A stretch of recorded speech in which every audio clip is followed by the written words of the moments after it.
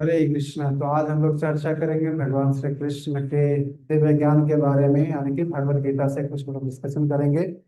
और आज का टॉपिक क्या है ना, ग्रुप में अपडेट आया, आप लोग देखते हैं।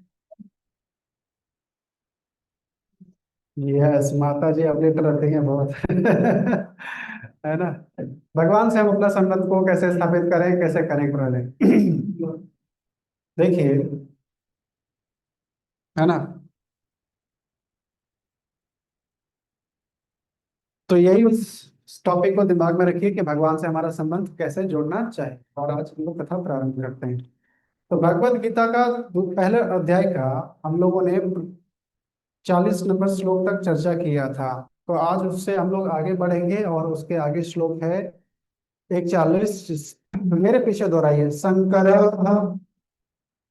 नरकाय एव कुलघ्नानां कुलस्य च पतन्ति पितरः हि येषां लुप्त पिंड उदक क्रिया नरक संकरो नरकाएव कुलघ्नानां कुलस्य च पतन्ति पितरो हि येषां लुप्त पिंड उदक क्रिया। अनुवाद तथा तात्पर्य कृष्ण कृपा मूर्ति ऐसी भक्ति वेदांत स्वामी श्रील प्रभुपाद जी के द्वारा श्रील प्रभुपाद की जय। तो हम लोग पढ़ते हैं, इसको ध्यान से श्रवण करिए। अवांछित संतानों की वृद्धि से निश्चय ही परिवार के लिए तथा पारिवारिक परंपरा को विनष्ट करने वालों के लिए नारकाई जीवन उत्पन्न होता है। ऐसे पतित कुलों के पुरखे पितृलोक पुरखे गिर जाते हैं, क्योंकि उन्हें जल तथा पिंड दान देने की क्रियाएं समाप्त हो जाती है। तात्पर्य, सकाम कर्म के विधि विधानों के अनुसार कुल के पितरों को समय समय पर जल तथा पिंडदान दिया जाना चाहिए। यह दान विष्णु पूजा द्वारा किया जाता है, क्योंकि विष्णु को अर्पित भोज के उचिष्ट भाग यानी कि प्रसाद के खाने से सारे पाप कर्मों से उद्धार हो जाता है। कभी कभी पितरगण विविध प्रकार के पाप कर्मों से ग्रस्त हो जाते हैं, और कभी कभी उनमें से कुछ को स्थूल शरीर प्राप्त न हो सकने के कारण उन्हें प्रेत योनि यानी कि प्रेत के रूप में सूक्ष्म शरीर धारण करने के लिए बाध्य होना पड़ता है। अतः जब वंशजों द्वारा पितरों को बचा प्रसाद अर्पित किया जाता है, तो उनको प्रेत योनि या अन्य प्रकार के दुखमय जीवन से उद्धार होता है। पितरों को इस प्रकार की सहायता पहुंचाना कुल परंपरा है, और जो लोग भक्ति का जीवन यापन नहीं करते उन्हें ये अनुष्ठान करने होते हैं। केवल भक्ति करने से मनुष्य सैकड़ों तथा सैकड़ों क्या हजारों पितरों को ऐसे संकटों से उबार सकता है। भागवतम के 11वें स्कंद के 5वें अध्याय का 41वां श्लोक में कहा गया है कि देवर्ष से भूत भूत आप नाम पित्रा नाम न किंकरो नायम ऋणी च राजन सर्वात्मना यह शरण्यम शरण्यम गतो मुकुंदम परिहृत कृतम। जो पुरुष अन्य समस्त कर्तव्यों को त्याग कर मुक्ति के दाता मुकुंद के चरण कमलों की शरण ग्रहण करता है और इस पथ पर गंभीरता पूर्वक चलता है, वह देवताओं, मुनियों, सामान्य जीवों, सज्जनों, मनुष्यों या पितरों के प्रति अपने कर्तव्य या ऋण से मुक्त हो जाता है। श्री भगवान की सेवा करने से ऐसे दायित्व अपने आप पूर्ण हो जाते हैं। ओम अज्ञानतिमिरन्धस्य ज्ञानाञ्जन शलाकया चक्षुरुन्मीलितं तस्मै श्री गुरुवे श्री चैतन्य मनोभीष्टं स्थापितं येन भूतले स्वयं रूप कदा मम ददाति सकदां। वन्देऽहं श्रीगुरुः श्रीयुतपदकमलं श्रीगुरुं वैष्णवं च श्रीरूपं साग्रजातं सहगणं रघुनाथं वितं तं सजीवं साद्वैतं सावधूतं परिजनसहितं कृष्ण चैतन्य देवं श्री राधा कृष्ण पादान् सह गण ललिता श्री विशाखां पदांश। नमो विष्णुपादाय कृष्णपृष्ठाय भूतले श्रीमते भक्तिवेदांत स्वामिनिति नामिने नमस्ते सारस्वती देवी गौरवाणी प्रचारिणे निर्विशेष शून्यवादी पाश्चात्य देश धारणे जय श्री कृष्ण चैतन्य प्रभु नित्यानंद श्री द्वैत गदाधर शिवासादि गौर भक्त वृंदा। हरे कृष्ण हरे हरे राम राम राम हरे हरे। तो हाँ, कोई भी हम लोग वाणी को दोहराते हैं, आचार्यों की वाणी को दोहराते हैं, तो वास्तव में हमारी कोई योग्यता नहीं है, क्योंकि हम लोग एक डिसाइपल हैं, स्टूडेंट। बट हमारे आचार्यों ने जो आध्यात्मिक ज्ञान को पालन किया, उन्होंने अपने आचार्यों को प्रसन्न करने के लिए सेवा करी और उनके अनुसार से अपना जीवन का आचरण किया। तो ये जो ज्ञान गुरु से परंपरा सब तक हम तक पहुंचती है, तो इसमें बड़ा सामर्थ्य होता है और ये हमारे भौतिक अज्ञानता का, हमारे भौतिक भ्रम का नाश करती है। इसलिए हम लोग अपने गुरु की प्रसन्नता के लिए गुरु की महिमा को हम लोग वर्णन करते हैं। कैसे? ओम अज्ञान तिमिरंधस्य ज्ञानंजन शलाकया चक्षुर उन्मिलितम येन तस्मै श्री गुरुवे नमः। भारतीय परंपरा में, भारतीय ज्ञान की परंपरा में गुरु की सबसे बड़ी महिमा है, बहुत बड़ी महिमा।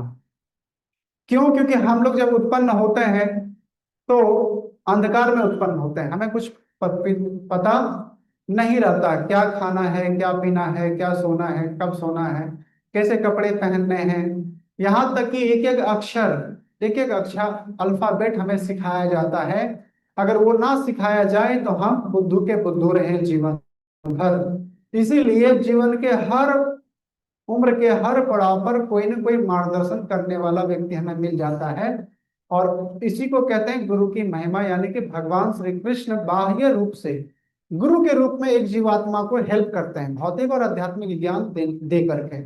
इसलिए गुरु को हम लोग उनकी शिक्षा के बदले संसार की कोई भी सुख को हम दे दें तो भी बराबर नहीं होगा। इसलिए हमेशा क्या करना चाहिए? तो उनके सामने कृतज्ञता का भाव रहना चाहिए, हमेशा उनसे विनम्र भाव में रहना चाहिए और उनको प्रणाम की मुद्रा में ही रहना चाहिए। क्यों? क्योंकि वही है जो हमें अपने जीवन में अक्षर ज्ञान देते हैं और जीवन और मृत्यु के बीच के अंतर को भी बतलाते हैं। आत्मा और शरीर क्या है इसके बारे में बताते हैं, ये संसार कैसा है, कैसे इस संसार में कार्य कर्म करना चाहिए, ईश्वर कौन है, समय का प्रभाव हमारे जीवन में कैसा होता है। ये सारा ज्ञान एक आध्यात्मिक शिक्षक देता है। यानी कि हमारा आंख तो यही रहता है, लेकिन दृष्टि बदल जाती है जब हमारे पास आध्यात्मिक ज्ञान आता है। तो इसलिए पहले माता पिता हमारे गुरु होते हैं, जो हमें क्या खाना है और क्या नहीं खाना है ये सिखलाते हैं, कपड़े कैसे पहनना चाहिए सिखलाते हैं, नहाना नहलाना, है ना, चलना फिरना, बाथरूम इत्यादि का जो प्रक्षालन की प्रक्रिया है, ब्रश इत्यादि करना। तो माता पिता हमारे प्रथम गुरु होते हैं। फिर हमें समाज में जब जाते हैं तो सीखने वाले बहुत सारे अक्षर ज्ञान देने वाले लोग मिलते हैं, वो भी हमारे गुरु होते हैं। और आध्यात्मिक जीवन का मुख्य जीवन का लक्ष्य क्या होना चाहिए, ये लक्ष्य सिखाने वाले आध्यात्मिक शिक्षक होते हैं, साधु संत होते हैं। तो इसलिए क्या कहा जाता है कि मैं तो अंधकार रूपी इस अज्ञानता में पैदा हुआ था, लेकिन धन्य हो गए जिन्होंने मुझे ज्ञान दे करके मुझे मेरा जीवन में प्रकाश डाला। राइट? तो ज्ञान रूपी जो ज्ञान रूपी काजल की छड़ी से जिनकी आंखों को खोल दिया, उन गुरु को मैं नमस्कार करता हूँ। राइट? तो जैसे एक अनपढ़ व्यक्ति है उसके लिए सारा संसार अधूरा है, क्योंकि वो संसार को देखता है बट ठीक ठीक समझ नहीं पाएगा। उसको श्रवण करने के लिए पूछना पड़ेगा कि भाई ये कौन सा जगह है, जबकि बोर्ड में लिखा रहता है कि कितना किलोमीटर अमुक स्थान है, कौन सा शहर है, लिखा रहता है वेलकम टू, है ना, मुंबई, वेलकम टू कल्याण, ऐसा लिखा रहता है। वो लेकिन पढ़ नहीं पाता है। ट्रेन में सफर कर रहा है, कौन सा स्टेशन आया, पूछना पड़ता है उसको। क्यों? उसके पास आंख है, लेकिन गुरु की कृपा नहीं है उसके ऊपर। इसलिए वो आंख होते हुए भी 50% ब्लाइंड है। तो ये अपने जीवन में हमारे पास जो भी हमारा जीवन में आध्यात्मिक और भौतिक ज्ञान है, उसके लिए हमें गुरु से हमेशा कृतज्ञता का भाव में रहना चाहिए। और अल्टीमेट गुरु कौन है? कृष्ण बंदे जगत गुरु। जीवन को जीने के लिए साम दाम दंड भेद राजनीति, है ना, सारी चीजें आवश्यकता होती है, सारी फिलोसफी आवश्यकता होती है, और भगवान उसके मूल स्रोत है। अगर वो ना ये सब ज्ञान अगर हमें नहीं मिले तो हम संसार में जी नहीं पाएंगे, क्योंकि संसार बड़ा भयानक है। एनीवे, तो यहाँ पे हम लोग बात कर रहे हैं कि इसके बारे में अर्जुन जब कुरुक्षेत्र के मैदान में उतरा तो उन्होंने क्या कहा कि मेरी सेनाओं, दोनों सेनाओं के बीच में मेरी रथ को खड़ा खड़ा कर दो। और जैसे खड़ा किया तो उनको देहात बुद्धि ने ग्रसित कर लिया, और अपने सारे परिजनों को देख करके और भविष्य का खतरा मंडराने लगा। भय आ गया हृदय में कि ये सारे लोग मारे जाएंगे, स्त्रियां विधवा हो जाएंगी, बच्चे अनाथ हो जाएंगे, फिर स्त्रियों को संरक्षण देने वाला कोई होगा नहीं। वैदिक नियम ये कहता है कि स्त्रियों को बड़े संभाल के रखा जाता है, तो कुल की परंपरा, समाज की मर्यादा बची रहती है, राष्ट्र सुरक्षित रहता है। नहीं तो जघन्य अपराध बढ़ते जाएंगे, अवांछित पुरुषों का संग होता जाएगा, अवांछित संतानें उत्पन्न होंगी, और वो अवांछित संतानें राक्षसी प्रवृत्ति के होंगे। संतान उत्पन्न करना चाहिए, लेकिन कैसा? देवी चेतना वाले उत्पन्न करना चाहिए, राक्षसी चेतना से उत्पन्न नहीं होना चाहिए। राक्षसी चेतना वाला मतलब व्यक्ति क्या होता है? जो कोई प्रोटोकॉल मर्यादा को पालन नहीं करता, वो नास्तिक प्रवृत्ति का होता है। वो केवल और केवल भोग वृत्ति में लिप्त रहता है, अपना कंफर्ट छोड़ करके कुछ नहीं देखेगा। वो कभी नहीं देखेगा कि हमें अपने बड़े बुजुर्गों को सम्मान करना है, हमेशा कर्कश बोली, हमेशा गुस्से में रहना। माता पिता वो उसके लिए कमा रहे हैं, उसके लिए माता उसके लिए खाना बना करके उसको समय पे खाने के लिए बोल रहा है, खाएगा तो उसको शक्ति मिलेगी, लेकिन तब भी वो गुस्सा करके रिएक्ट करता, नहीं खाना मुझे अभी। ऐसा ठाठ वाली स्वभाव रहती है बच्चों में। वो कोई भी काम समय पर नहीं करेगा, मनमाना ढंग से काम करेगा और डिस्ट्रक्शन करेगा। ये सब सिम्टम्स है मनमानी करने वाले जो जनरेशन है, कि ये सब अवांछित संतान है, राइट। वर्ण संकर इसको कहा गया है, राइट। और ऐसी आबादी अगर संसार में बहुत अधिक हो जाए तो संसार में क्या होगा, आज उसका प्रमाण देख रहे हैं। चारों तरफ हाहाकार मचा हुआ है, प्रकृति पे शोषण हो रहा है, स्त्रियों पे शोषण हो रहा है, बच्चों पे, जानवरों पे, रिसोर्सेज पे कब्जा कर रहे हैं लोग। किसान खेती करके संसार में मार्केट में फसल ला करके देता है, तो कुछ मुट्ठी भर लोग क्या करते हैं, उसको अपने अपने डाल के रखते हैं। कहाँ पे? अपना गोदाम में। और सबने संगठन बना लिया इस दुष्टों ने। मार्केट में जब इसका रेट हाई होगा तब हम लोग एक साथ इसको रिलीज करेंगे और 3 का 13 मुनाफा कमाएंगे। सामने वाले के जीवन से किसी को कोई प्रभाव नहीं, अपना मुनाफा आना चाहिए, राइट। जहर मिला के खाने में बेच रहे हैं, नकली सामान का बोलबाला है आज मार्केट में। दूध खरीदने जाओ, दूध छोड़ के उसमें सब कुछ है कि नहीं है। डॉक्टरों से इलाज कराओ, डॉक्टर इतने लंबे चौड़े बिल डालते हैं, जो नहीं जरूरत है वैसा भी जांच वगैरह करा देते हैं। क्यों? क्योंकि जर्मनी से नया टेक्नोलॉजी का मशीन मंगाया है, और उसका ग्राहक है नहीं, तो आप ही उसे उठा लिया जाएगा, उसका वसूला जाएगा। दवाइयां वगैरह कहाँ से चाहिए? तो हमारी मेडिकल में मिलेंगे। या सबका सट्टा फिक्स रहता है कि यहाँ से हम कस्टमर भेजेंगे तो उसका 3% मेरा, राइट। डॉक्टर लोभ लालच में, जो गरीब स्त्रियां जब माता बनती है प्रसव पीड़ा में, अस्पताल में जब एडमिट होती हैं, और डिलीवरी हो सकता है, संभावना 99% रहता है, लेकिन डॉक्टर क्या करता है? डरा देता है परिवार में, और अपने लोभ लालच में बच्चे को बोलता नहीं इसका बड़ा ऑपरेशन करना पड़ेगा, सिजेरियन वे में ही बच्चा पैदा हो सकता है, नहीं तो मर जाएगा। क्यों? नॉर्मल डिलीवरी होगा तो 2-5 हजार में निपट जाएगी बात, लेकिन सिजेरियन होगा तो 50,000, लाख रुपए, 1.5 लाख रुपए ऐसे आएंगे। और ये चरम सीमा पर चीजें चल रही है। तो ऐसा दूसरे के जीवन के साथ खिलवाड़ करना, ये कौन कर रहा है? ये अवांछित संतान, यानी कि वर्ण संकर संतान है, जो लोभी है, लालची है, क्रूर है, गुस्सैल है, जिसके हृदय में दया नहीं है, क्षमा नहीं है, सहनशीलता नहीं है। वो दूसरे को एन कैन मार करके दबा करके रखना चाहता है, गुलाम बना के रखना चाहता है। और ऐसा हर जगह आपको देखने को मिलेगा। शिक्षा के क्षेत्र की मैं बात करूं तो शिक्षा के क्षेत्र में नए नए कॉन्वेंट स्कूल खुले हैं भारत में। हर बार माता पिता को एडमिशन करना है बच्चे को, एक बार आपने एडमिशन करा दिया, अगले साल में जाएगा तो उसमें भी उसको एडमिशन कराना है। रजिस्ट्रेशन चार्जेस, एडमिशन चार्जेस, कपड़ा वगैरह, जो ड्रेस वगैरह है सब मेरे स्कूल से लो, किताब कॉपी कलम वगैरह सब हमारे यहाँ से, जूते मोजे बैग सब हमारे यहाँ से लो। यहाँ तक कि खाना पीना भी अपना घर से नहीं, कैंटीन में बच्चा खाएगा। और सिखाएगा क्या?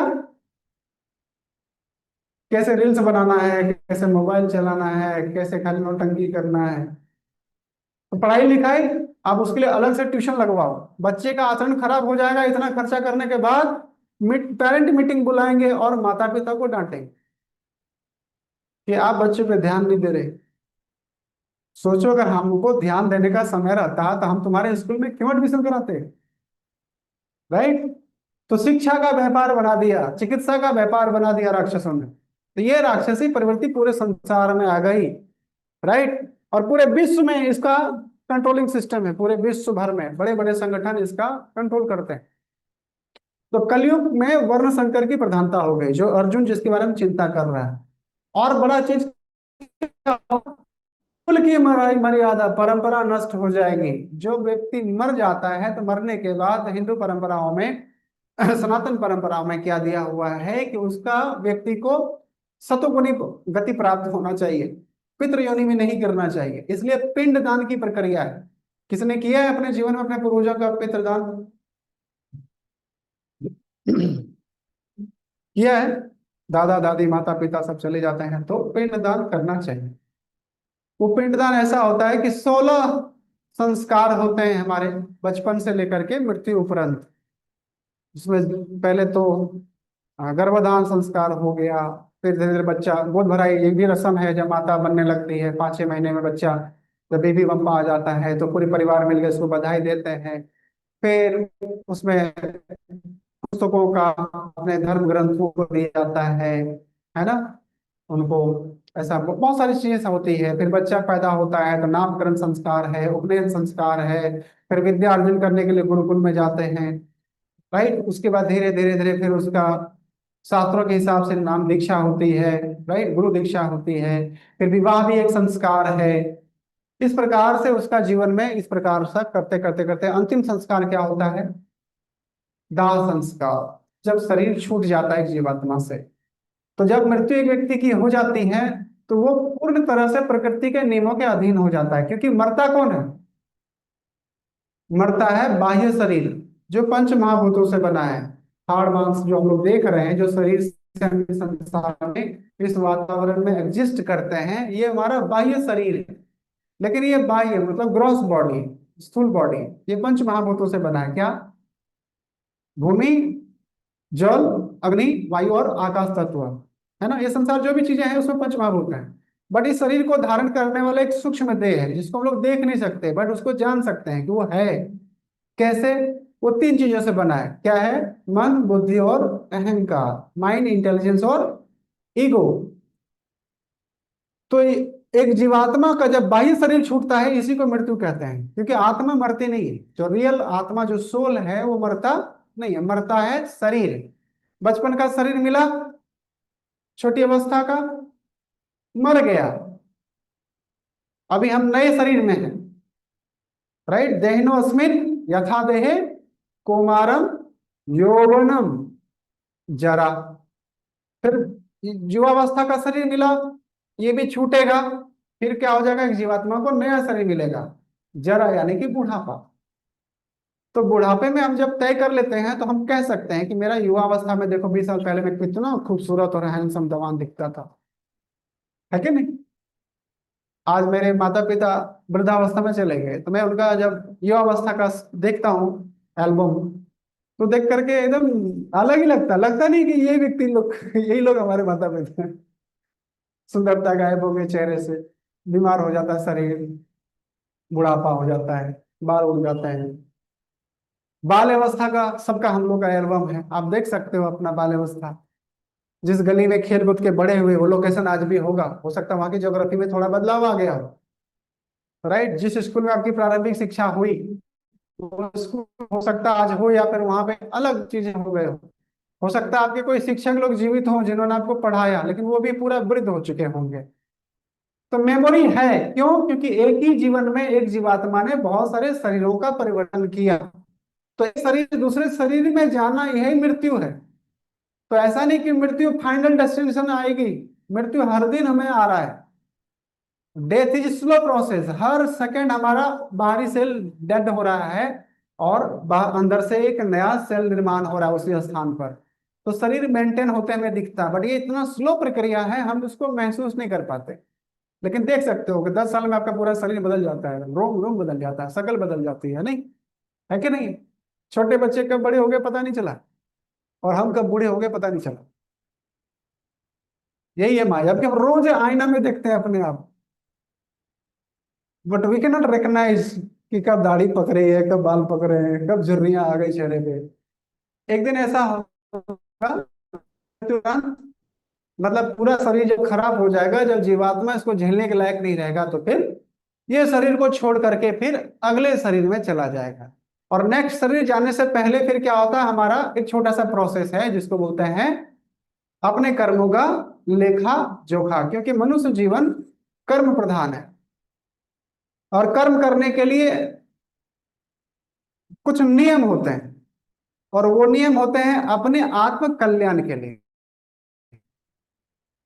जिसके पास बुद्धि विवेक नहीं है उसके लिए कोई नियम लागू नहीं होता। 18 साल से कम उम्र का बच्चा अगर मान लो कभी किसी का हत्या भी कर दे तो उसको फांसी नहीं होती, जुडिशरी केस में बाल गृह में उसको भेजा जाएगा, सुधार गृह में, और थोड़ी देर में उसको पढ़ाया लिखाया जाएगा, खिलाया पिलाया जाएगा, अच्छा सिविलाइज बनाने का पूरा व्यवस्था किया जाएगा उल्टा। लेकिन 18 साल से जब बाद में कोई व्यक्ति ऐसा करता है तो उसके ऊपर धाराएं लगेगी कठोर, और उसको बख्शा नहीं जाएगा। तो क्या फर्क है, एक्टिविटी सेम हुआ, फर्क यही है कि उसके पास विवेक नहीं था, आवेश में आकर के गुस्से में उसने ऐसा कुछ कर दिया। अलग देश में अलग अलग कानून है इस प्रक्रिया को लेकर। एक पागल व्यक्ति किसी को मारा पीटे या मर्डर कर दे तो उस पर कोई संविधान का कानून काम नहीं करता, क्यों नहीं करता? या जानवर किसी को मार दे, काट ले, कुत्ता अपने मालिक का गला फाड़ दे, मर जाए, तो कुत्ते पे थोड़ी ना कानून की सजा लगेगी, उसको थोड़ी ना जा करके फांसी की सजा दी जाएगी या गोली मारने का आदेश दिया जाएगा। लेकिन कोई व्यक्ति, हथियारबंद व्यक्ति, कोई किसी के घर में जाकर के किसी को मर्डर कर दे, धन लूट ले, तो उस पे कार्रवाई होगी, उसका मेडिकल चेकअप किया जाएगा, मानसिक संतुलन हिला तो नहीं है, पता चला नहीं स्वस्थ आदमी है, बस काम खत्म, इस पे धाराएं लगेगी। तो जिसके पास बुद्धि है उसके ऊपर कानून है, नियम है। जिसके पास बुद्धि नहीं है उसके ऊपर कोई कानून नहीं है। तो प्रकृति का कानून यानी कि भगवान का संविधान, भगवान का नियम किसके ऊपर लागू होगा? जानवरों पे थोड़ी लागू होगा, क्योंकि उसकी चेतना केवल आहार निद्रा भय और मैथुन तक सीमित है। प्रकृति उसको जब भूख जब महसूस होगा प्रकृति के नियमों के हिसाब से, फिर वो खाने के लिए प्रयास करेगा, भूख नहीं लगेगा तो कहीं नहीं जाएगा, नींद आएगा तो निद्रा के लिए प्रयास करेगा, जब उसके मीटिंग सीजन आएंगे तो माता पिता बनने का प्रयास करेगा, बाल बच्चे आ जाएंगे तो उसको।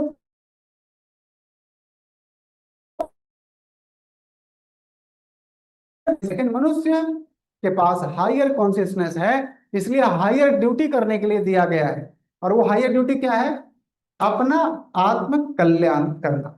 और वो आत्म कल्याण कैसे होगा? जब हम भगवान के संविधान को, भगवान के नियम को, भगवान के प्रोटोकॉल को समझेंगे। पहले ये समझेंगे कि मैं कौन हूं, मैं शरीर हूं कि आत्मा हूं। क्योंकि ये शरीर को हम लोग क्या बोलते हैं? मेरा शरीर बोलते हैं ना, मेरा हाथ, मेरा आंख, मेरा कान, मेरा मस्तिष्क, राइट, मेरा लंग्स, मेरा हृदय। तो हर अंग का एक नाम है और उस अंग को हम लोग मेरा बोलते हैं, मैं नहीं बोलते। तो अब यहाँ पे इल्यूजन है, भ्रम है, मैं और मेरा दो शब्द हैं, और दो शब्द में मेरा मैं से अलग होता है। जैसे ये मेरा घड़ी, तो मैं घड़ी नहीं हूं, उसी प्रकार से मेरा सर है, मतलब मैं सर, मेरा हाथ हूं, तो ये मैं हाथ नहीं हूं। तो ये फाइंड आउट करना कि इस शरीर में मेरा तो पता चल गया, लेकिन मैं कौन है? इसीलिए वैदिक इतने ज्ञान दिए हुए हैं, राइट। जब ये पता कर लेते हैं तब सब चीज पता चल जाता है, ये संसार क्या है, ईश्वर कौन है, प्रकृति के नियम को कैसे कार्य करते हैं, काल क्या है, कैसा कर्म करना चाहिए। ये अननेसेसरी जो जीवन में हम टेंशन लेकर के चल रहे हैं, वो सारी चीजों से मुक्ति मिल जाती है, राइट।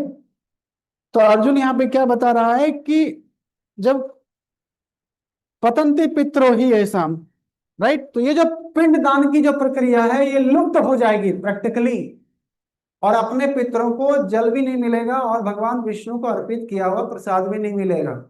तो जब दाह संस्कार हो जाता है तो शरीर को तो जला देते हैं हम लोग, है ना। किसी के व्यक्ति को घर में कभी फोन आता अचानक कि वो फलाना व्यक्ति चला गया, तो उसके बच्चे फोन करते मेरे पिताजी नहीं रहे, मेरे पिताजी चले गए।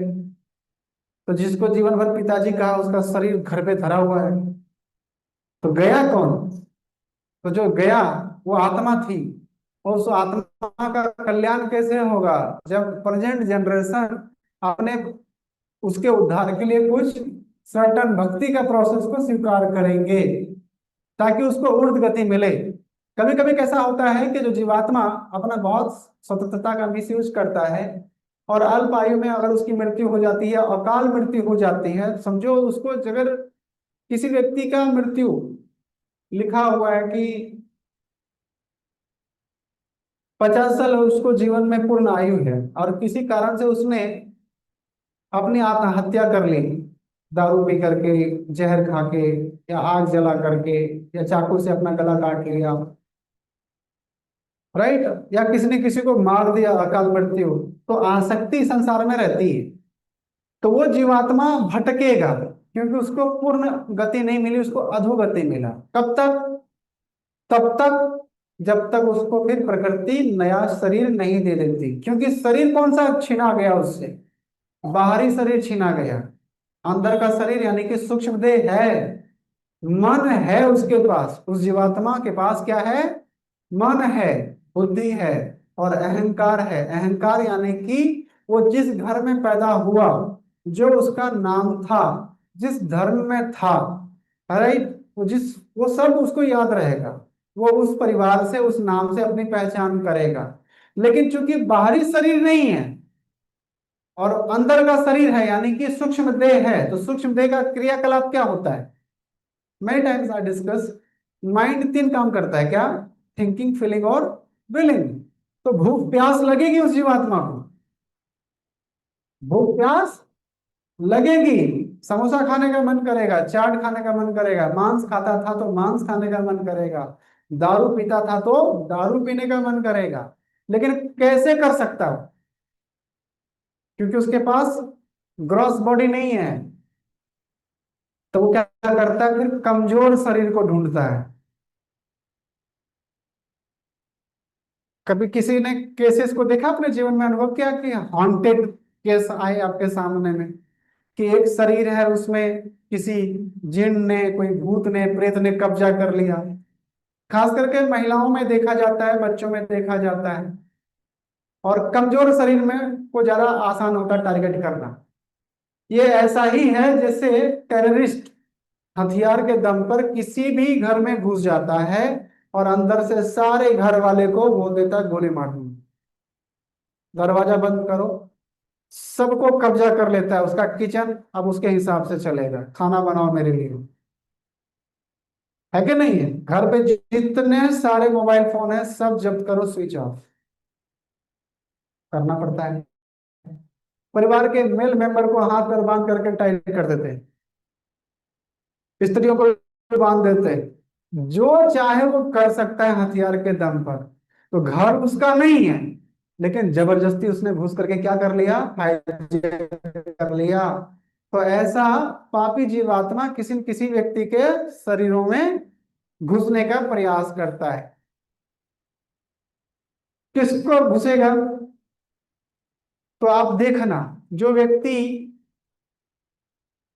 स्वच्छता का पालन नहीं करता, मांस भक्षण कर रहा है, दारू पी रहा है, रात में सोया तो ब्रश करके नहीं सोया, राइट, अवैध स्त्री पुरुष संग करता है, गलत काम करता है, हमेशा गलत बात बोलता है, तो उसका जीवन इक्वल टू घोस्ट है, राइट। कोई उसको पसंद नहीं करता, भूत प्रेत को भी कोई पसंद नहीं करता। तो जब वो चलेगा ना तो उसके मुंह से जब महक आएगी, दारू पी करके घूम रहा है कहीं सुनसान जगह पे, तो उसके पीछे पीछे वो प्रेत आत्माएं भी चलती है। और जब वो सो जाएगा तो बड़ा आसान होता है क्योंकि पूरा ग्रॉस बॉडी स्टॉप हो गया। तो उसके मुंह से झाग निकलते हैं, ड्रूलिंग होता है, झाग निकलते हैं ना इधर, देखा ना कभी कभी किसी का लार निकल, तो लार के माध्यम से उसके मुंह से उसके शरीर में घुस जाता है, और धीरे धीरे धीरे सप्ताह 2 सप्ताह 4 सप्ताह में फिर उसका शरीर को अपने अंडर में अपने कस्टडी में कर लेता है। इसमें कितने सारे बड़े बड़े हॉन्टेड मूवी भी बने हैं। भारत में भी ऐसा हॉन्टेड प्लेस है जहां भारत सरकार ने प्लेट लगा के रखा है कि रात्र में यहाँ पे रहना, भटकना जोखिम भरा हो सकता है, कृपया इस स्थान को जल्दी से जल्दी छोड़ के चले जाएं। राजस्थान में एक जगह है भानगढ़ का किला, राइट। ऐसे बहुत सारे प्लेसेस हैं। मीरा भयंकर रोड के बीच में देखना, एक हॉन्टेड बड़ा सा बिल्डिंग है, उसको कोई नहीं खरीद रहा है, ऐसा पड़ा हुआ है, खाली स्थान। अब सोचो इतना बड़ा बिल्डिंग बन के तैयार है, थोड़ा सा फर्निशिंग का बचा हुआ काम, लेकिन कोई खरीद नहीं रहा। क्यों? जो खरीदेगा उसका जान खतरे में है वहां, राइट। तो वो कौन है? वो पितृलोक है, पितृलोक, राइट। स्त्रियां जो बाल खुला करके घूमती है हमेशा, तो जो स्त्रियां अपना बाल हमेशा खुला कर रखती हैं उसको अपने विचारों पे नियंत्रण नहीं रहता, और वो कभी भी नेगेटिविटी, लोअर फ्रीक्वेंसी या हायर फ्रीक्वेंसी के प्रभाव में आ सकती है, राइट। तो नेगेटिविटी उसका पीछा करती है। ज्यादा परफ्यूम लगा करके चलना सुनसान रास्ते में, वो उसका टारगेट बनेगा ही बनेगा। रात्र में इत्र लगा करके सोना निश्चित है, क्योंकि ये सब चीजें अट्रैक्ट करती है घोस्ट को। खाने पीने का सामान घर पे रखना, राइट, वहां नेगेटिविटी आ ही जाएगी। आत्माएं तो हवा में विचरण करती है, हम आंखों से नहीं देख सकते, लेकिन जब आपका बॉडी हायर फ्रीक्वेंसी से भरा हुआ रहता है, जब आप नाम जप करते हो, भक्ति करते हो, स्वच्छता का पालन करते हो, रात्रि में ब्रश इत्यादि करके सोते हो, ज्यादा फैशन नहीं करते हो, बालों को बांध करके रखते हो, तो आपको अपने शरीर पर, आपका अपने बॉडी का, अपने, है ना, ध्रुवन गति पर आपका पूरा कमांड रहता है। आपका ऑरा बहुत मजबूत रहता है, राइट। तो कोई भी आपके शरीर को भेद नहीं सकता, नेगेटिविटी को महसूस कर सकते हो, राइट। एक बार मैं अपनी सत्य घटना बता रहा हूँ। मैं एमपी में प्रचार कर रहा था और हमारा ब्रह्मचारी का पूरा बस था। तो हम लोगों ने एक शहर से दूर एक टाइप का था।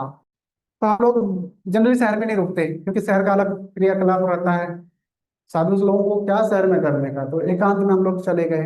वहां पे क्या था, एकदम खंडर टाइप का था, पुराना मकान वगैरह बना हुआ था, बड़े बड़े पेड़ लगे हुए थे, जल्दी उधर कोई जाता आता नहीं था, खेती था, नहर था। तो हम लोगों ने दोपहर का भोजन करके और बढ़िया से एक पीपल का वृक्ष के नीचे में बढ़िया से लेट करके सो गए। थोड़ा रेस्ट कर रहा था, कुछ पढ़ रहा था और सो रहा था। तो सो जाने के बाद मेरा ऐसा महसूस हो रहा था कि ये बायां हाथ इस पर इससे हैवी वेट टर्न कर रहा हूं तो टर्न नहीं कर पा रहा। अचानक से लग रहा है कि somebody just holding my hand, ऐसा। वो नेगेटिविटी को मैं फील कर पा रहा था। तो जैसे मुझे आंख खुली तो मैं देखा कि एक बहुत ही एक नेगेटिव वाइब्रेशन पास हुआ। तो वो लोग कौन होते हैं? वो लोग होते हैं तड़पती हुई आत्माएं। अब सोचो, आपको खाने का मन करे, आपको, सब लोग तो डॉक्टर्स हैं, जब आप लोग पेशेंट को लिख करके देते हैं कि आज से ये खाना बंद करना है, मसालेदार खाने नहीं खाने, चाट नहीं खाना, बाहर का बर्गर नहीं खाना, पिज्जा नहीं खाना, उसका तो माथा शॉर्ट हो जाता है, अरे नहीं खाना, कैसे जीऊंगा मैं, मना कर दिया मुझे खाने के लिए। तो वो विरोध करने लगता है कि नहीं है? तो जीवात्मा को जब मन करता है खाने के लिए घोस्ट फॉर्म में, तो उसको खाना ना मिले तो कितना तड़पेगा बताओ। मांस खाना चाहेगा, दारू पीना चाहेगा, सिगरेट फूकना चाहेगा, अवैध स्त्री पुरुष का संग करना चाहेगा, नहीं कर पाएगा तो फिर वो तड़पेगा, राइट। और समाज में नहीं रह सकता, सिर्फ कहीं एकांत में जाएगा, बहुत दुखी रहता है actually. And that time he regrets कि मुझे जब शरीर मिला था मैंने इसका बहुत मिसयूज यूज किया था, राइट। और फिर ऐसे जीवात्माओं को बड़े बड़े तांत्रिक या, है ना, कुछ लोग उसको कंट्रोल कर लेते हैं।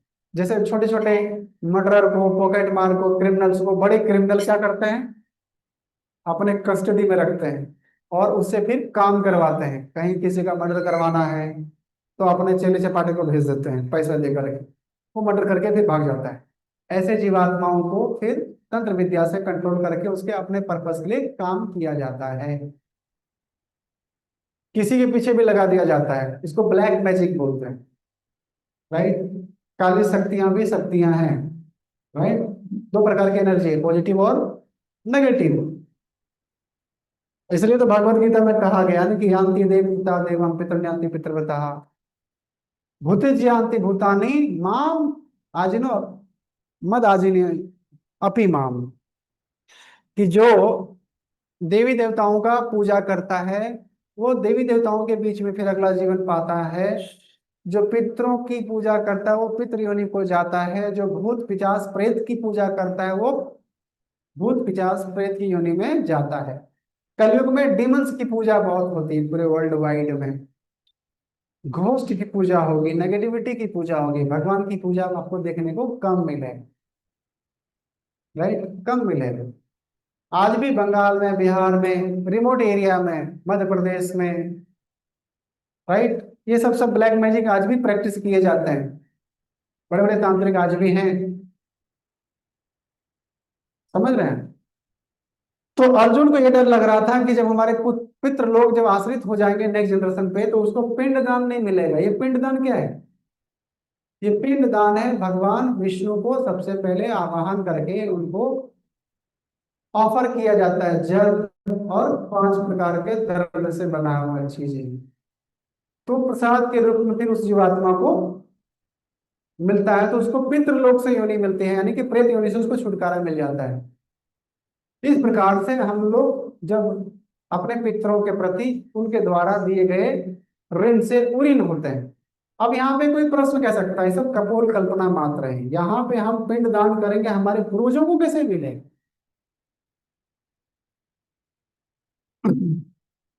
अमेरिका में कोई व्यक्ति कमाता है, वहां की करेंसी क्या है? डॉलर। भारत में पैसा हम लोग जो व्यापार करते हैं वो किस में चलता है? रुपया में। तो वहां पे वो डॉलर भेजता है अपने परिवारजनों को, यहाँ कन्वर्ट होकर के हमें किस में मिलता है? रुपया में। तो जब ये भौतिक तरीके से इतना बड़ा अरेंजमेंट है तो भगवान ने ऐसा कोई अरेंजमेंट नहीं किया है? किया है कि नहीं किया है? और एक्चुअली हम ये पूर्वजों के उद्धार के लिए नहीं करते हैं, ये अपने उद्धार के लिए करते हैं। क्यों? क्योंकि जो भी जीव इस संसार में आया है ये 5 प्रकार के ऋण से दब गया, लोन है हमारे ऊपर। तो जब हम राइटियस एक्टिविटी करते हैं, जब प्रोटोकॉल को फॉलो करते हैं, तो हम उरीन हो पाते हैं। कौन सा? तो पहला तो है देव ऋषि, देवताओं का ऋण है हमारे ऊपर, ऋषियों का ऋण है, 2 ऋण हो गया। तो क्या ऋण है?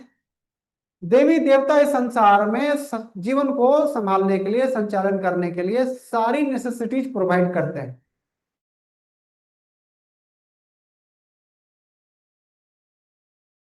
तब बादल बनते हैं, बरसात होती है तो खेती होता है, तब भोजन का उपज होता है, तब तो खाते हैं, तब हमारा शरीर पुष्ट रहता है। राइट। तो भगवान ने किसी को वायु का विभाग दिया है, किसी को अग्नि का, किसी को बारिश का, किसी को हवा का, है कि नहीं है? तो देवी देवताओं को इसलिए हमें नमस्कार करना चाहिए क्योंकि सबके द्वारा हमें कंफर्ट मिल रहे हैं। तो जो हमारी सहायता कर रहे हैं जीवन जीने में, हमें उनका चुकाना चाहिए कि नहीं चाहिए? कैसे चुकाएंगे? तो ग्रेट आत्माओं को, ग्रेट सोल को नमस्कार करना चाहिए। इसलिए कहा जाता है कि देवी देवताओं का जब मंदिर मिले तो उनको नमस्कार करो, प्रणाम करके निकल जाओ। ऐसा मलेश की तरह भागो ना, प्रणाम करके निकल जाना चाहिए। दूसरा ऋषि, इस संसार में जो वैदिक ज्ञान है, जो धार्मिक ज्ञान है, जो संसार को एक मार्गदर्शन प्रदान कर रहा है आजीवन अनंत कालों से। तो कुछ ऐसे लोग होते हैं, लोगों का समूह होता है जो कठोर तपस्या करते हैं, मर्यादा में जीवन जीते हैं, शास्त्रों के अनुसार से अपना आचरण करते हैं और समाज का मार्गदर्शन करते हैं। बस त्याग करना पड़ता है उनको जीवन। तो जितने भी रामानुजाचार्य, माधवाचार्य, पद्मनाभ नरहरि, राइट, संत तुकाराम महाराज, मीराबाई, नरसिंह मेहता, नामदेव महाराज, गुरु नानक देव जी, चैतन्य महाप्रभु, जो महान महान संत आए उन्होंने क्या दिखाया? हमें हमारे लिए एक मार्गदर्शन का काम किया। अपने जीवन में बहुत जुल्म को बर्दाश्त किया, फिर भी अपने धर्म से, अपने नीति से, अपने प्रिंसिपल से समझौता नहीं किया। कैसे पारिवारिक जीवन में जीवन जीना चाहिए, कैसे भजन करना चाहिए, संत तुकाराम महाराज एक आदर्श है। एक स्त्री भी सती सावित्री की तरह अपना जीवन को डिवोट कर सकती है आध्यात्मिक कल्चर को। माता मीराबाई उदाहरण है। संत रविदास घर में रहते हुए, समाज में रहते हुए भजन कैसे कर सकता है, राइट। वो भगवान के अनन्य भक्त थे। और ये उनका एक, he was a shoe maker, चमड़े से जूता बनाते थे, हैं, लोअर एक्टिविटी में इंगेज थे। लेकिन उनकी कुटिया में बाल गोपाल का विग्रह था, वात्सल्य भाव में भगवान की सेवा करते थे। और अपने कुटिया के चारों दीवारों में उन्होंने चार धाम की यात्रा का फोटो लगा के रखा था, चार धाम का। और भगवान श्री कृष्ण का विग्रह को उठा के कहते थे कि लाला आज चलो बद्रीनाथ का दर्शन करते हैं। तो इस कोने से उठा करके लाला को कहाँ रख देते थे, जहां बद्रीनाथ धाम का फोटो लगा हो। उनकी भक्ति में इतनी शक्ति थी कि जून का महीना और भारी बर्फबारी होती थी, भारी बर्फबारी होती थी। लोगों को समझ में आता था कि आज रविदास महाराज ने लाला को कहाँ पे, तो बद्रीनाथ का दर्शन कराने के लिए लेके गया है। वो कहीं नहीं जाते थे, अपने घर पे रहते थे, भजन करते थे, अपने कुटिया में सेवा करते थे। सेम टाइम ऐसा माहौल बन जाता था। माता मीराबाई को लोगों ने इतना परीक्षा लिया, लास्ट में उसको जहर पिला दिया। लेकिन उनका क्या था कि मेरो तो गिरधर गोपाल दूसरो न कोई, मेरा सर और कहीं नहीं झुकेगा, केवल गिरधर का मेरा जीवन है, मेरा मन है, मेरी भक्ति है, मेरा तन है, मेरा धन है, सब कुछ है। जब देखा कि जबरदस्ती उसको पिला करके मारने का साजिश किया गया, क्योंकि समाज में लोग भक्ति के महिमा को नहीं जानते और लोग जुल्म सितम करते हैं कि अरे ये तो अल्हड़ हो गई, कुल की परंपरा को पालन नहीं कर रही, जोड़न होकर के घूमती है, इतनी बड़ी महारानी, राजा भोज से उनका विवाह हुआ था, छोड़ दिया उसे।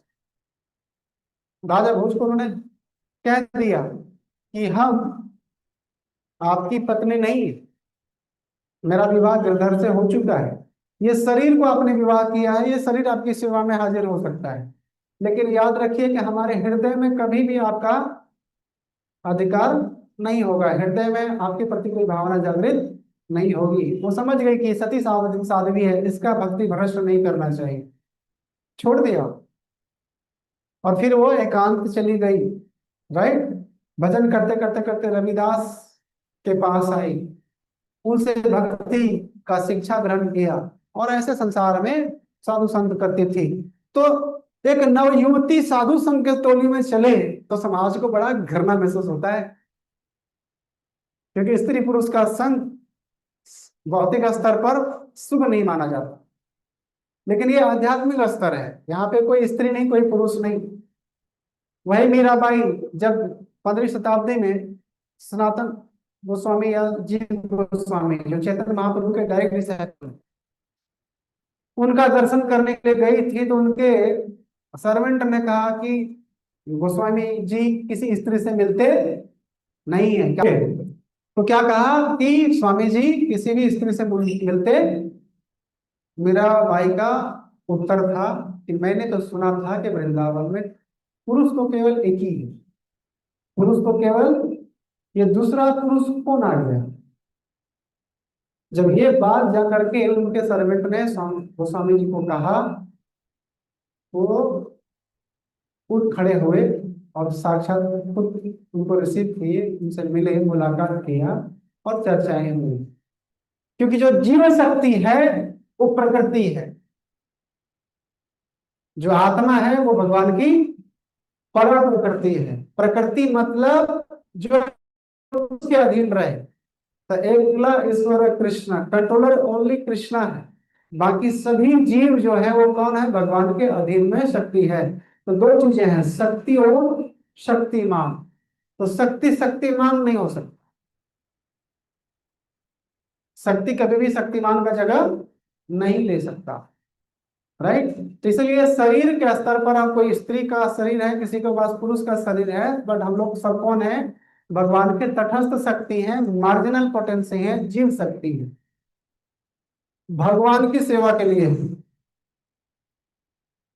सर्वेंट है। इसलिए सब जीव संसार में सेवा ही कर रहा है, संसार में कोई मालिक नहीं। जीवन स्वरूप है नित्य कृष्णदास, we all are servant, right. तो ऐसा है, तो इसीलिए सारे ऋषियों का ऋण हमारे ऊपर में है, क्योंकि वो हमारे मार्गदर्शन करते हैं कि अपना जन्म मृत्यु जरा और व्याधि से कैसे निकले। हजारों उपाय बताते हैं देश काल परिस्थिति के हिसाब से, राइट। तीसरा, भूत आप कर। तो ये संसार में देखो, हमारा जीवन जीने के लिए कितने चीजें चाहिए, पानी चाहिए, गैस चाहिए, बिजली चाहिए, फल सब्जियां चाहिए। ये सब हम तो नहीं लाते, हम तो उगाते नहीं, कोई हमारे बदले उगा रहा है कि नहीं। हम पेड़ नहीं लगाते, हमारे बदले कोई ना कोई पेड़ लगा रहा था कि हमको ऑक्सीजन मिल रहा है। पशु पक्षी सब इस कार्य में लगे हुए हैं, मनुष्य भी लगा हुआ है, तो उसके प्रति भी हमारा ऋण है कि नहीं। नौकर चाकर, ये सब भी हमारी सेवा में लगे हुए हैं, राइट। राजा, इस देश का राजा हमारे लिए कितना कुछ करता है, सड़क निर्माण, विद्यालय का निर्माण, अस्पताल का निर्माण, शहर का निर्माण, यातायात सुविधाओं को निर्माण। तो हम लोग उनके प्रति भी ऋणी हैं। और सभी और सभी जीवों के प्रति हम ऋणी हैं। तो ये 5 प्रकार का ऋण है, देव ऋण, ऋषि ऋण, सभी जीवात्माओं से जो हमें कंफर्ट मिल रहा है, राइट। और राजा के ऊपर ऋण, और अपने पितरों का ऋण। पितरों यानी कि जो आपके माता पिता ने आपको शिक्षा दिया, दीक्षा दिया, शरण दिया, जो घर आपको बिल्कुल इनहेरिटेज मिला, जो प्रॉपर्टी आपको मिली, जो जमीन मिला, जो मकान मिले, दुकान मिले, जो धंधे पानी मिले, जिसको लेकर के आप आगे बढ़ रहे हो, तो उनका भी तो ऋण हमारे ऊपर आ गया कि नहीं आ गया, आया ना। पुश्तैनी मकान है कहीं पे मुंबई के बाहर, कहीं कहीं रहता है, जहां से बिलोंग करते हो, कुछ ना कुछ तो रहता है, यहाँ भी रहता है। तो ये 5 प्रकार का ऋण से मुक्त होना मनुष्य जीवन का कर्तव्य है। तो कैसे हो सकते हैं, तो जब हम अपने पुत्रों को जब तर्पण करते हैं, तिलांजलि देते हैं, जब उनके हम पिंड दान करते हैं, तो पिंड दान में क्या होता है कि भगवान विष्णु को सबसे पहले द्रव्य दान किया जाता है, भगवान का भोग पहले प्रसाद चढ़ाया जाता है, और वही चीज फिर पितरों को अर्पित किया जाता है। तो भगवान देखते हैं कि इस व्यक्ति ने अपने पितरों के प्रति अपना कर्तव्य निर्वाह किया। भोग ग्राही मतलब भावग्राही जनार्दन, भोगग्राही जनार्दन नहीं है। भगवान जो जनार्दन है, भगवान जो श्री कृष्ण है, वो क्या है, भावग्राही है। तो आपके प्रति, आपके पितरों के लिए कितना अच्छा हृदय में भाव है, राइट। तो इसके लिए उन्होंने ये प्रोटोकॉल बना के दिया है, और इनसे उनको ऊर्ध्व गति मिलती है, राइट। इसलिए ये प्रक्रिया विलुप्त हो जाएगी कब, जब कलयुग का प्रभाव होगा, लोग नास्तिक हो जाएंगे, सब बकवास बोलेंगे। आज के डेट में लोगों को इंटरेस्ट नहीं है, मार पीट करके जीवन जीते रहते हैं, माता पिता मर गया भेज देते हैं, जा करके दफना देते हैं, या गाड़ देते हैं, या जला देते हैं, बस हो गया। ये सब प्रक्रियाएं नहीं होती है, फिर वही माता पिता घोस्ट फॉर्म में घूमते रहते हैं, उनको शांति नहीं मिलती, अगला जीवन नहीं मिलता। भूत की योनि, प्रेत की योनि बड़ा विचित्र योनि है, उसमें शांति नहीं है, दिन रात चिल्लाना, किल्लम किल्ली करना, बहुत तकलीफ होता है। बिना शरीर का एक जीवात्मा कैसे रह सकता है, समझ रहे हो। तो इसीलिए तो यहाँ पे क्या कहता है कि जो पुरुष अन्य समस्त कर्तव्यों को त्याग कर मुक्ति के दाता मुकुंद के चरण कमलों की शरण ग्रहण करता है, और इस पथ पर गंभीरता पूर्वक चलता है, तो देवताओं, मुनियों, सामान्य जीवों, स्वजनों, पितरों, मनुष्यों के प्रति अपने कर्तव्य के ऋण से मुक्त हो जाता है। भगवान का भजन करते हैं, भगवान का नाम का जप करते हैं, भगवान को ऑफर करके प्रसाद खाते हैं, भगवान की धाम यात्रा करते हैं, भगवान के फेस्टिवल में भाग लेते हैं, राइट। भगवान के भक्तों की सेवा करते हैं, उनको मदद करते हैं, जो लोग धर्म प्रचार में लगे हुए भगवान की भक्ति का, राइट, उनको सपोर्ट करते हैं, कथा का आयोजन करते हैं, करवाते हैं, राइट। तो ये भक्ति है। तो जो इस कार्य में लगा हुआ उसके सारे पितृ मुक्ति ऑटोमेटिक हो जाती है, और ये 5 प्रकार के ऋण से वो पूरी हो जाता है। और कलयुग में भक्ति की प्रधानता है, भक्ति की प्रधानता है, क्योंकि ये सरल है। क्योंकि हमारा जीवन कितना भी व्यस्त रहे, हम भगवान का नाम जप कर सकते हैं। इनके प्रकार है, चलते फिरते उठते बैठते, नहाए नहीं नहाए, कभी भी कर सकते हैं। इसमें कोई दोष लगता नहीं। और हमारा हृदय शुद्ध होगा, मलिनताएं नष्ट होगी, विवेक जागृत होगा, और हम अपना जीवन का मुक्ति का मार्ग स्वतः आश्वस्त कर लेंगे कि यस, मरने के बाद भगवत प्राप्ति होगी। क्यों? क्योंकि मर्यादा पूर्ण जीवन जिएंगे तभी तो हम चल जा पाएंगे भगवत धाम को। ये भौतिक जीवन में जब तक रहेंगे तब तक दुख है। तो ये संसार से निकल करके वास्तव में संसार में जाना, यानी कि शाश्वत संसार में जाना, आध्यात्मिक जगत में जाना, यही जीवन का लक्ष्य है। राइट।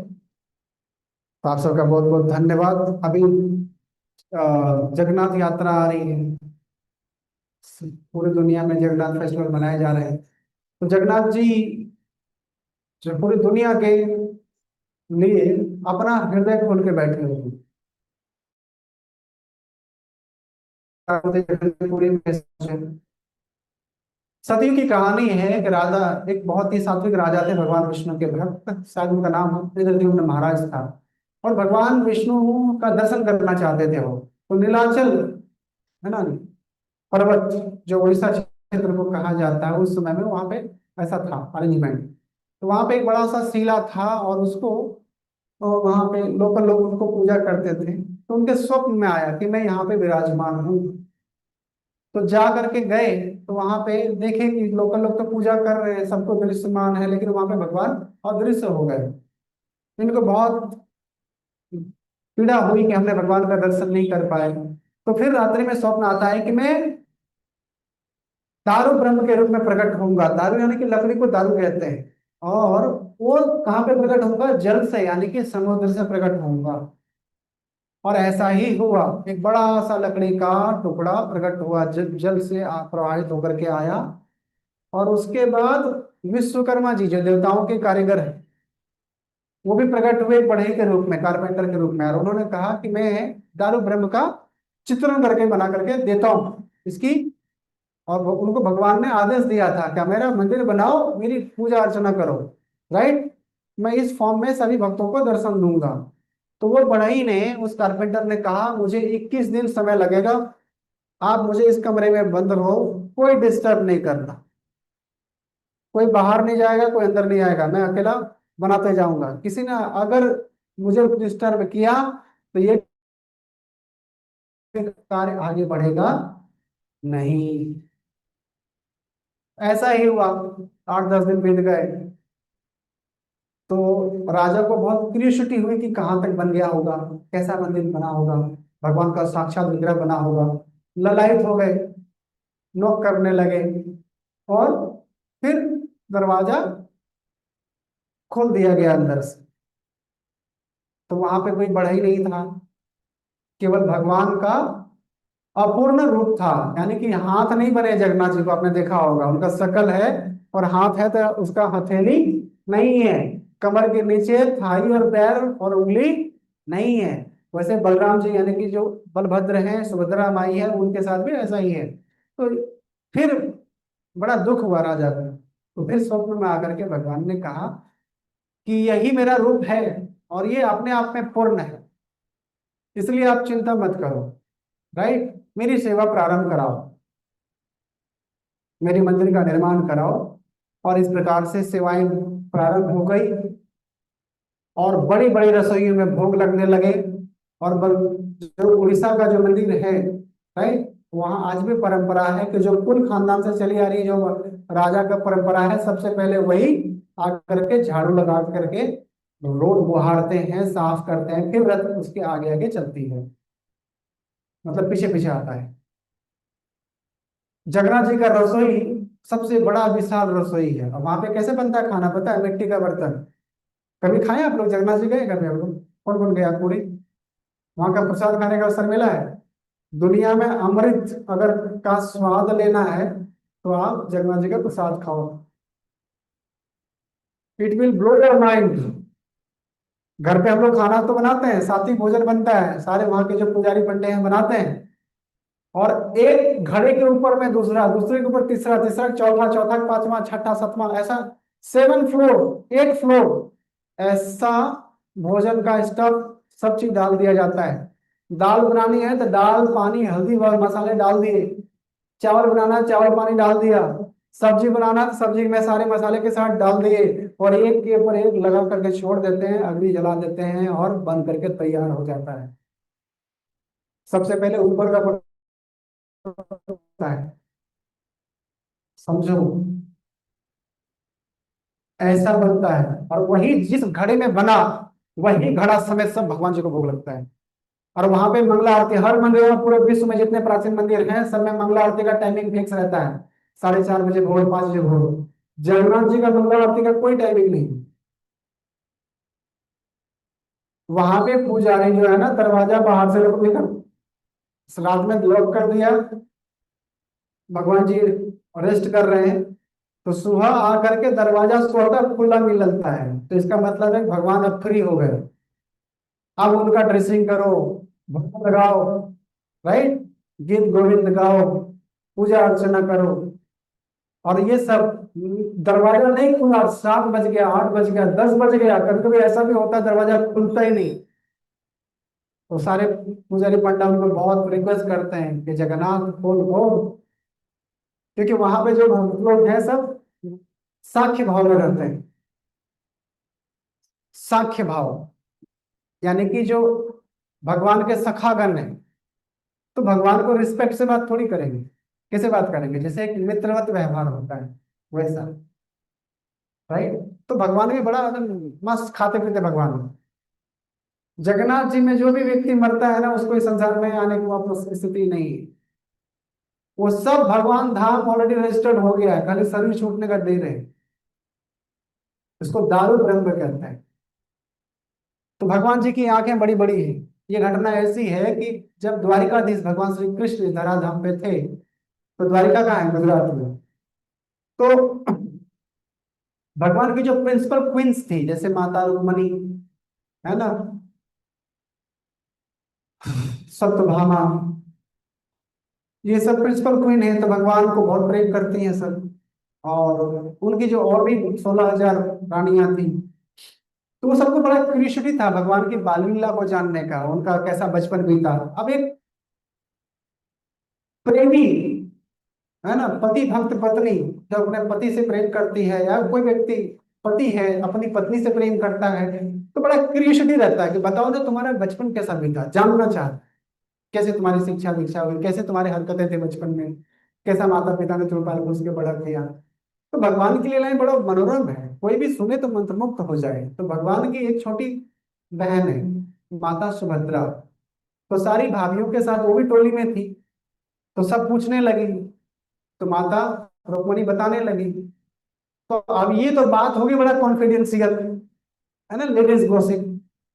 तो यहाँ पे कोई पुरुष आ जाए तो फिर बात बिगड़ सकती है, रस का रसाभास हो जाएगा। इसलिए माता ने क्या कहा, रुक्मणी ने माता सुभद्रा को, कि कम हियर, आप दरवाजे पे रहो, और वहां से किसी को एंट्री मत देना, कोई भी आ जाए, साक्षात अगर भगवान कृष्ण आए और बलराम जी आए तो हमें आगाह कर देना, ताकि हम लोग फिर चुप हो जाएंगे, बाकी बातें कभी और करेंगे। उन्होंने ऐसा ही किया। अब भगवान का कैसा, पहले तो विवाह कैसे हुआ, क्योंकि माता रुक्मिणी का लव मैरिज हुआ था, सत्यभामा का भी लव मैरिज हुआ था, उनके पिता, राइट, के साथ भयानक युद्ध हुआ था, रामायण में भी थे, जिसको क्या बोलते हैं, वो जो ग्रेट वॉरियर, उनके पिता थे ऋछ भालू के रूप में, जाम्बवंत जी, है ना। तो ऐसा, तो सबने अपना अपना कहानी, अपना अपना पास टाइम्स की, भगवान ने आपसे कैसे विवाह किया, कैसे आप, माता रुक्मिणी कौंडिन्यपुर में थी, उन्होंने अपना चिट्ठी लिखा था भगवान को। ये सारे कहानी सुनते सुनते सब मंत्र मुग्ध हो गई। तो माता सुभद्रा भी वहां पे क्या कर रही थी, सुन रही थी अपने भाइयों की सारी गॉसिप्स। और धीरे धीरे जब मथुरा वृंदावन का लीला, जब भगवान के बारे में चर्चा करने लगे, कैसे कन्हैया जाकर के दूसरे के घरों में माखन चुराते थे, बंदरों में बांटते थे, नहीं मिलता था तो मटकी फोड़ देते थे, उसके घर के बच्चों को रुला देते थे, चिढ़ाते थे, राइट, नाना प्रकार का, कैसे गोवर्धन धारण हुआ, कैसे पुतना वध हुआ, ये सारा लीलाएं जब चल रही थी तो सब सुन करके सब आश्चर्यचकित थे। और माता सुभद्रा भी सुन करके एकदम मंत्रमुग्ध हो गई। इसी बीच में कृष्ण बलराम भी आ गए, वो भी सुन रहे हैं, ये लेडीज लोग बात कर रहे हैं हमारे बारे में, राइट, हमारे बारे में बात कर रहे हैं। तो सब ने देखा कि अरे ये लोग आ गए, तो सब शर्मिंदा का भाव आया, आंखों में लज्जा भी आ गई। और माता सुभद्रा भी बोली, ओ माय गॉड, मेरे से मिस्टेक हो गया, ये लोग आ गए, मैं बोल नहीं पाई इन लोगों को। तो सब एक दूसरे को देख करके शर्मा भी रहे हैं, लजा भी रहे हैं, भयभीत भी है, आंखें बड़ी बड़ी होगी, आश्चर्यचकित वाली बात हो गई, क्योंकि किसी का टॉप सीक्रेट खुल रहा था ना वहां पे।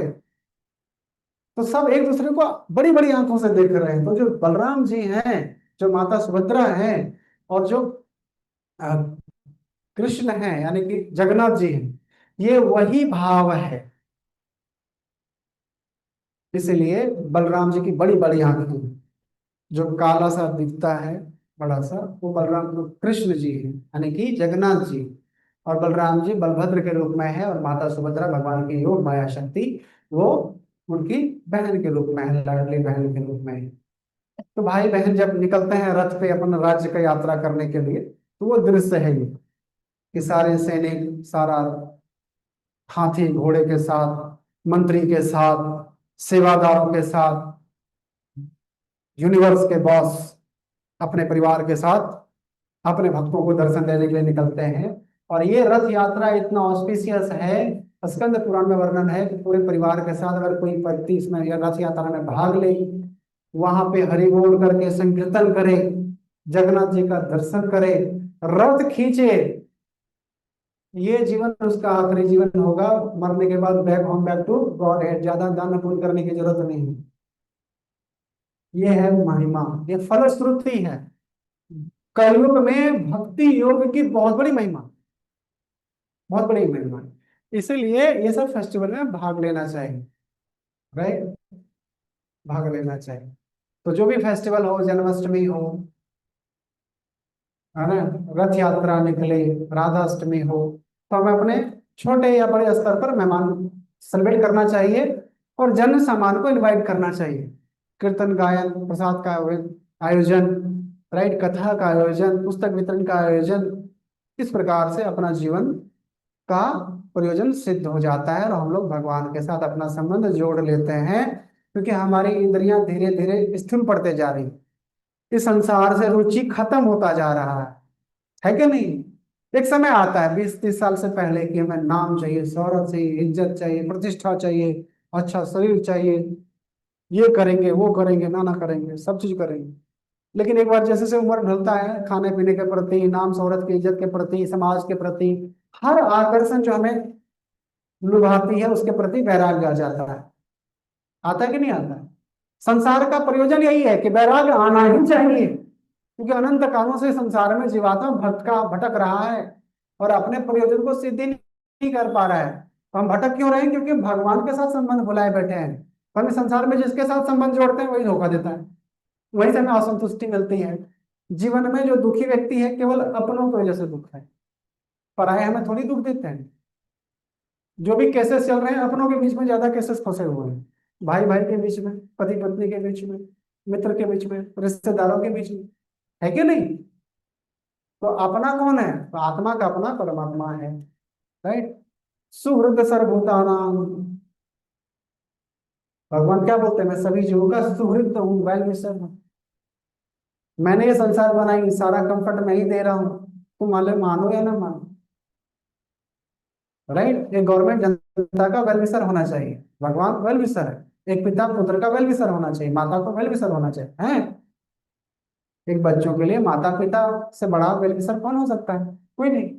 तो भगवान हमारे असली माता पिता है, ठीक है। तो इस प्रकार से अपना संबंध जोड़ने का प्रयास करना चाहिए।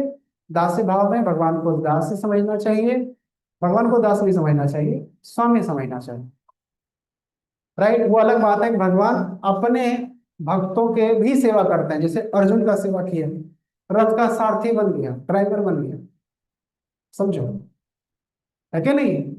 यशोदा माता का बालक बन गया, तो मैया यशोदा जब खाना बनाती थी, कुछ बनाती थी, तो लाला उसको सेवा में क्या कर रहे हैं, सहयोग कर रहे हैं। नंद बाबा जब जाते थे, तो उनका पादुका अपने मस्तक पे रख करके, जैसे एक छोटा बच्चा पिताजी का जूता लेकर के कैसे देता है ऑफिस जाने के टाइम, वैसे उनको बढ़ाते थे। तो सेवा तो करते हैं कि नहीं करते।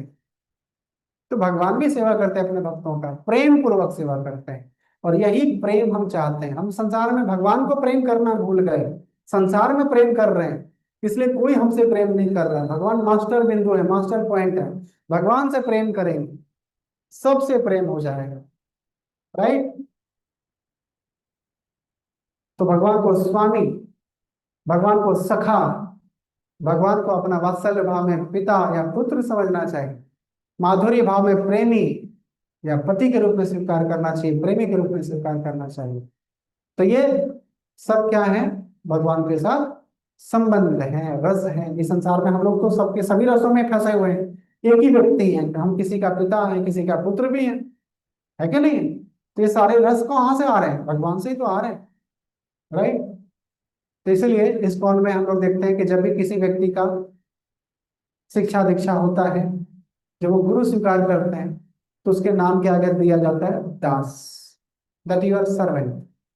पहले यहां से अपने साधन भक्ति साधना प्रारंभ करो, फिर धीरे धीरे हमारा संबंध भगवान के साथ कैसा है वो रिवील होता है। साख्य भाव में हम स्थित हो जाते हैं, दास्य भाव में, माधुरी भाव में, वात्सल्य भाव में। शांत भाव एक भाव है, जैसे पेड़ पौधे, आध्यात्मिक जगत में पेड़ पौधे सजीव होते हैं, उसका शरीर में और आत्मा में कोई भेद नहीं होता। जैसे गाय बैल है, ये सभी कोई महान भक्त होते हैं, ऐसा नहीं कि कोई जानवर है। पशु पक्षी, कोयल, तीतर,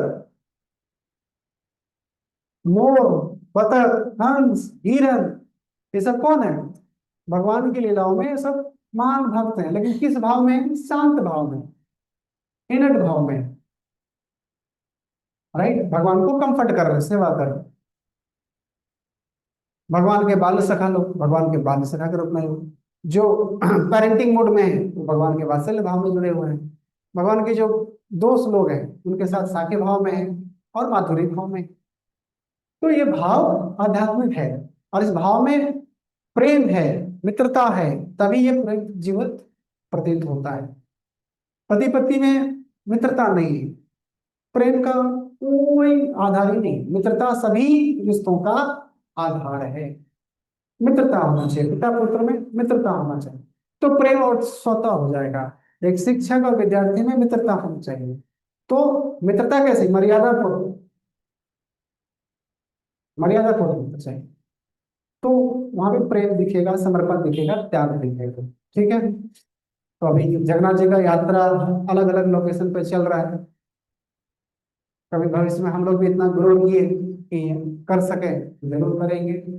अभी जन्माष्टमी आ रहा है, तो जन्माष्टमी हम लोग सेलिब्रेट करें। पिछले साल हम लोगों ने बड़े उत्साह के साथ किया था, तो इस साल भी हम लोग प्रयास करेंगे कि सब लोग उत्साह से भाग लें, तन मन धन से, और समाज को एक अच्छा अवसर प्रदान करें इस फेस्टिवल में आने का, प्रसाद खाने का, कीर्तन भजन सुनने का, कथा श्रवण करने का। इससे हमारा कल्याण तो होगा ही, सबका कल्याण होगा। यही है वास्तविक जीवन की परम लक्ष्य, ठीक है। बहुत बहुत धन्यवाद उनका।